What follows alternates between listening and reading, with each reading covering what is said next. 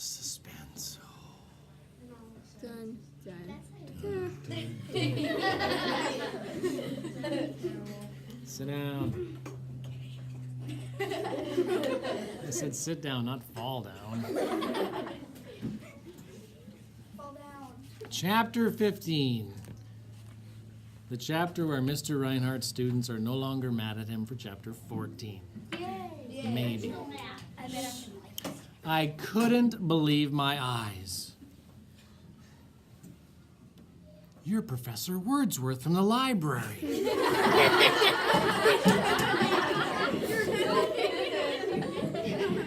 Yes, but how do you... Yeah, you're so magical then that you must have used magic to get into my house. I'm gonna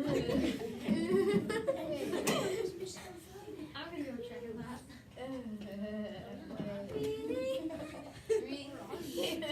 I'm just making sure that what you're reading is true. You don't believe it? I'm very It's not reasonable? Not at all. That's Let's sit wrong. down. Of course it's not Mr. Wordsworth. I couldn't believe my eyes. You're Mr. Vernac, disguised as Mr. Robert Wordsworth. Yes, but how did you...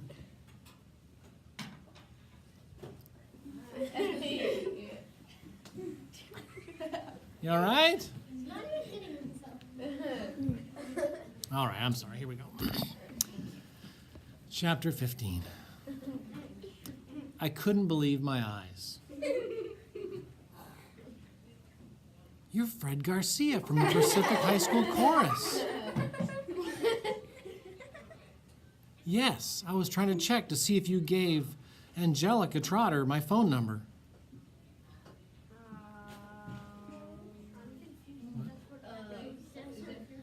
Is that true? Is that actually what the book said? That's like a different way of saying really.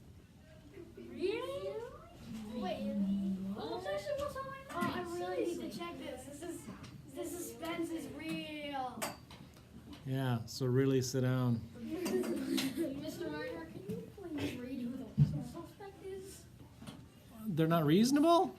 Well, no, we don't know. Okay, thank you. They're not reasonable. Thank you for giving me the answer I've been hoping to hear for the last week and a half. Reasonable. No, thank you. I couldn't believe my eyes.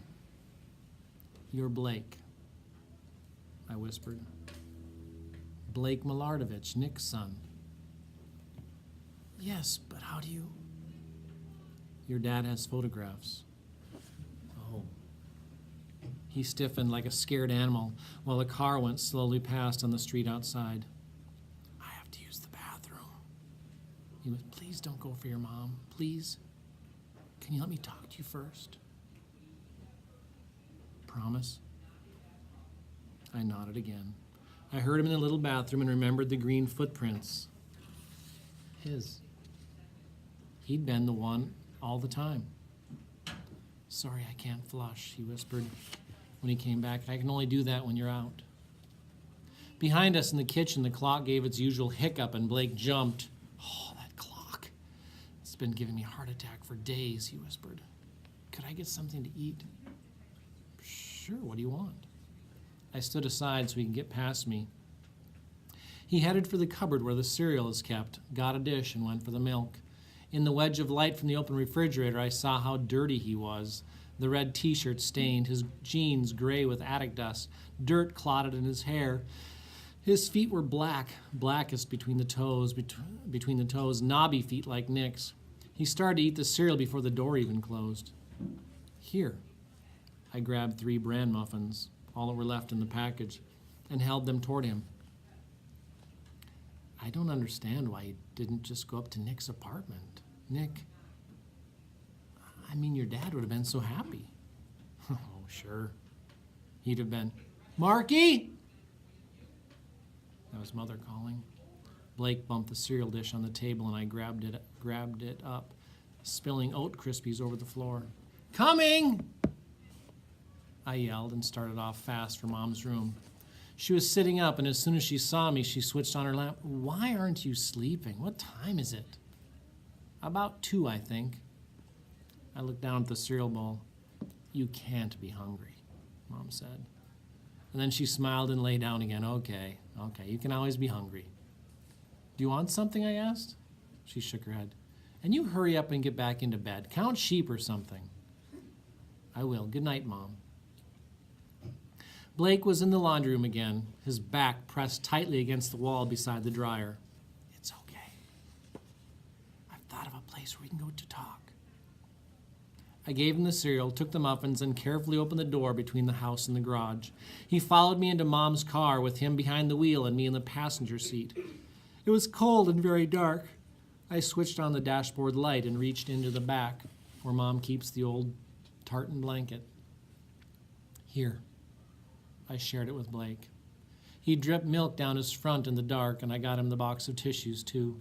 There was no point in trying to question him while he ate, but that didn't take long. Do you want more? I asked. He shook his head. That's okay. I had some crackers earlier when you and your mom went out, and I took a can of tuna from the back of the cupboard. If I go way to the back, I figure neither of you will notice. I stole some meatloaf a while back. Yesterday I had a can of stew. And peanut butter, I said. You knew? Not really. How long have you been up there anyway? What's your guess? I'm listening. Since the beginning. Guessing. 5 days. 5 days. 5 days. Holy smoke. Why? I asked. What are you trying to prove? I came to find my father. My name is Miller now. I knew it had been Milardovich because my mom got a letter addressed to that name once. When I asked her about it, she said she changed it.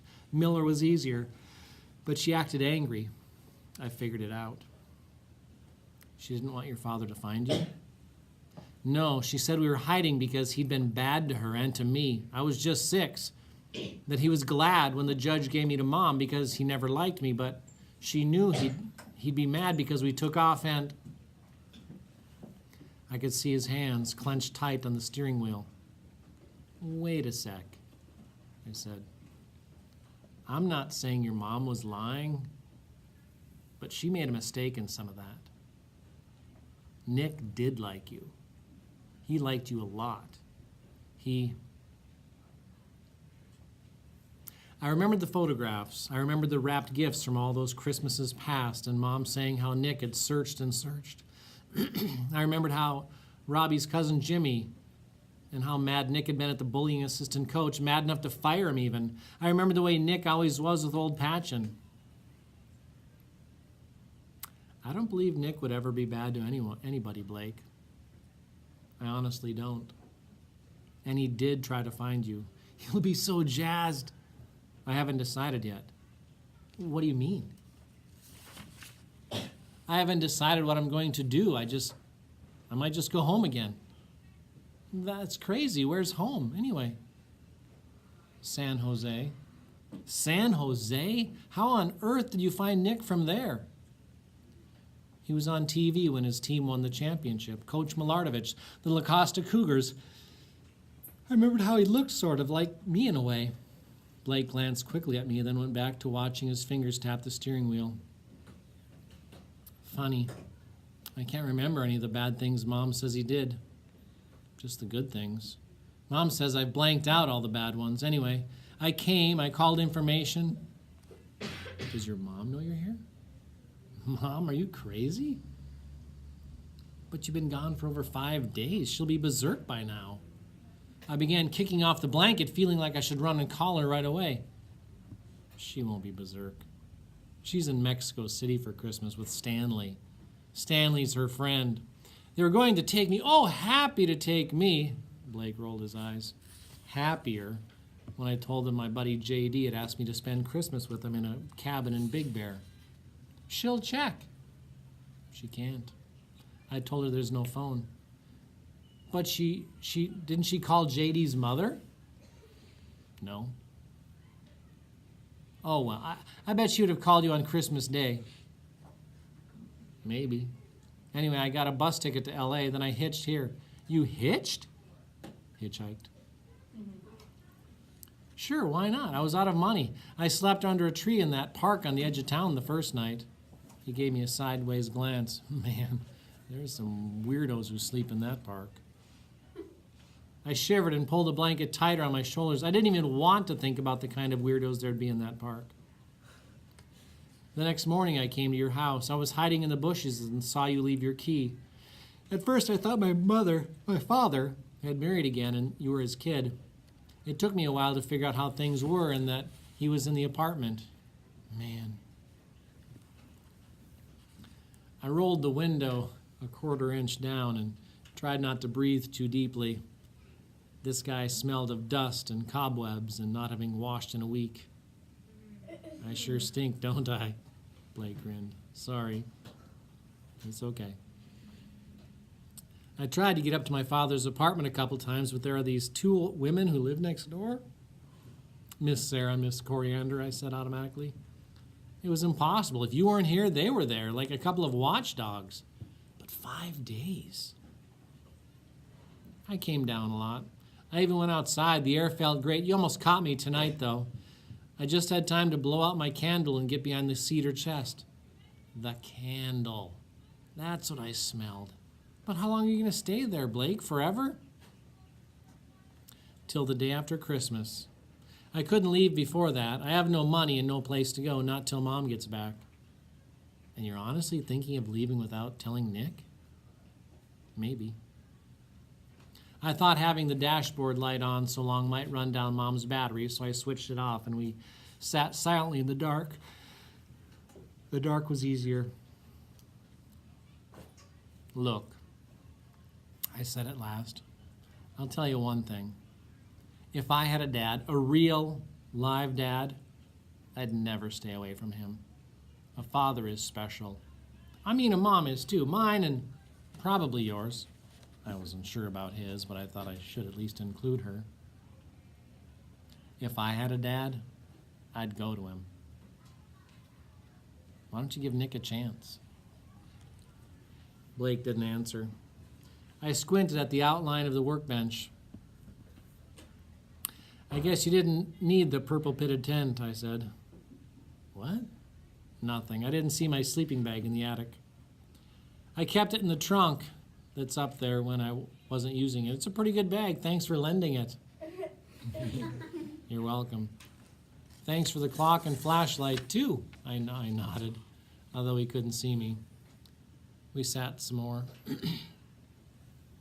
What are you going to do? I bent to rub one of my icy feet. Beside me, Blake's leg jiggled from cold or from being scared. What are you going to do? I'll have to tell my mom. She'll tell my father. I think she will. Of course, you never can figure with adults, but I think she will. His leg jiggling had stopped. Are she and my dad going to get married? I don't know. Is he nice? Blake asked. Would you like him for a father if you were me? I'd like him, I said.